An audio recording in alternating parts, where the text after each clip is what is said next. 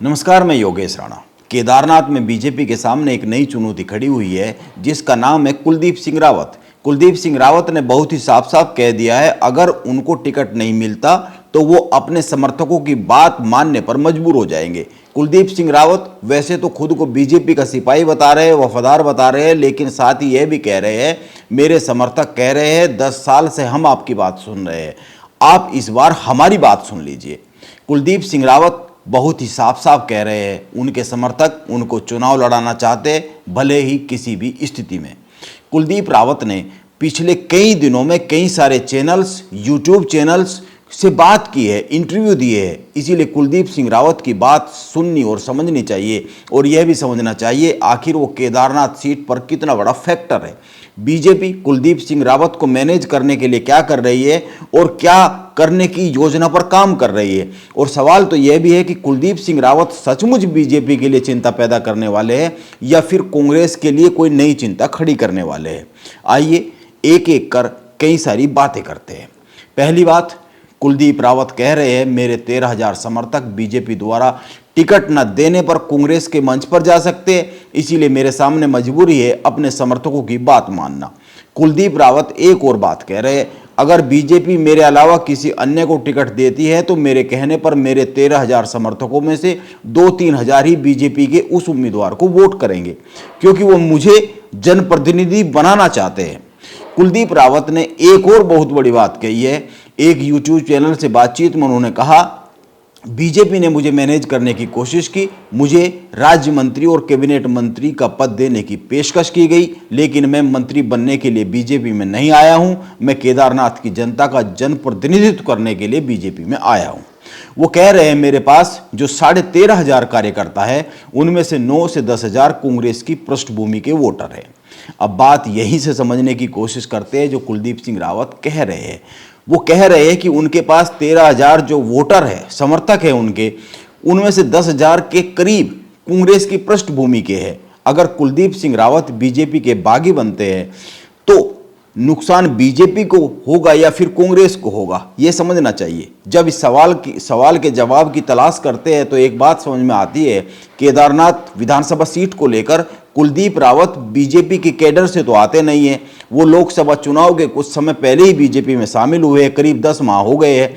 वो जब जब निर्दलीय लड़े हैं केदारनाथ में और बीजेपी में कोई टूट नहीं हुई, बगावत नहीं हुई, तो नुकसान सीधा सीधा कांग्रेस को हुआ है। 2017 में कांग्रेस के मनोज रावत इस सीट पर जीते। दूसरे नंबर पर निर्दलीय लड़े कुलदीप सिंह रावत रहे और तीसरे नंबर पर निर्दलीय चुनाव लड़ी आशा नोटियाल रही, जो बीजेपी से बगावत कर निर्दलीय लड़ी थी। और चौथे नंबर पर बीजेपी की उम्मीदवार शैला रानी रावत आ गई। यानी बीजेपी में सीधी बगावत हुई, उन्होंने बीजेपी को नुकसान पहुंचा दिया आशा नोटियाल ने, और कुलदीप रावत ने अपने करीब 13,000 वोट अपने पास रख लिए, इसीलिए कांग्रेस जीत गई। अब अगर बात 2022 की करें तो इस चुनाव में जो विधानसभा का चुनाव का परिणाम आया उसको देखने से और उसके विश्लेषण से पता लगता है कि बीजेपी की शैला रानी रावत जीती। दूसरे नंबर पर निर्दलीय कुलदीप सिंह रावत रहे, उनको वोट भी पिछले चुनाव के आसपास ही करीब 13,000 मिले। तीसरे नंबर पर कांग्रेस के मनोज रावत रहे। यानी दो बातें एकदम साफ है, केदारनाथ सीट पर कुलदीप रावत के पास करीब 13,000 वोट तो है, लेकिन ये वोट कांग्रेस की पृष्ठभूमि के वोट है। इसीलिए अगर केवल कुलदीप रावत निर्दलीय लड़ते हैं तो बीजेपी के मुकाबले कांग्रेस को अधिक नुकसान हो जाता है, वो तीसरे नंबर पर आ जाती है। लेकिन बीजेपी में अगर कोई सीधी बगावत ना हो पार्टी कैडर को लेकर तो बीजेपी को बड़ा नुकसान होता नहीं है। बीजेपी को केदारनाथ सीट पर उसी समय नुकसान होता है जब बीजेपी में बगावत होती है, जिसकी भरपाई बीजेपी केदारनाथ सीट पर कर नहीं पाती है।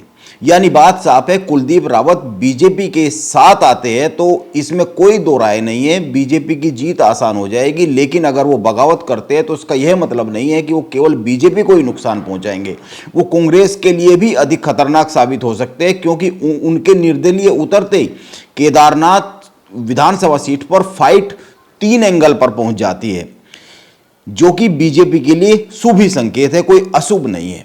हाँ, बीजेपी के लिए सबसे बड़ी चिंता की बात तब हो सकती है अगर कुलदीप रावत का कांग्रेस में चला जाना हो जाए, अगर कांग्रेस कुलदीप रावत को उम्मीदवार तय कर दे, क्योंकि उनके वोटर कांग्रेस माइंडेड है और वे कांग्रेस के पास झट से चले जाएंगे, इसीलिए कांग्रेस को बड़ा लाभ हो सकता है। लेकिन यहां पर भी एक शर्त है, मनोज रावत बगावत ना करे। और अगर मनोज रावत बगावत कर देंगे तो फिर समीकरण कांग्रेस का भी बिगड़ता है। अपने फेवर के लोगों को कुलदीप रावत के पक्ष में मनोज रावत को वोट करवाना होगा। उस स्थिति में इन समीकरण को देखकर यह कहा जा सकता है केदारनाथ सीट पर अगर कोई गेम चेंजर की भूमिका में है तो यह सही बात है, इस वक्त कुलदीप रावत ही है। लेकिन ऐसा नहीं है कि वो बीजेपी को बहुत अधिक उस लेवल तक नुकसान पहुंचाने की स्थिति में अकेले तौर पर कि बीजेपी हार ही जाए।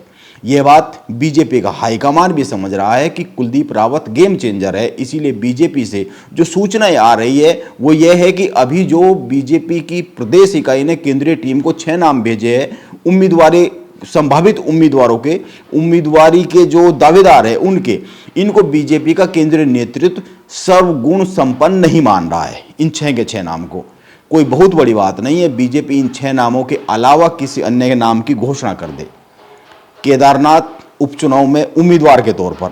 बीजेपी में इन 6 नामों के अलावा भी कई नामों के बारे में अंदरूनी फीडबैक और सर्वे पर काम हो रहा है।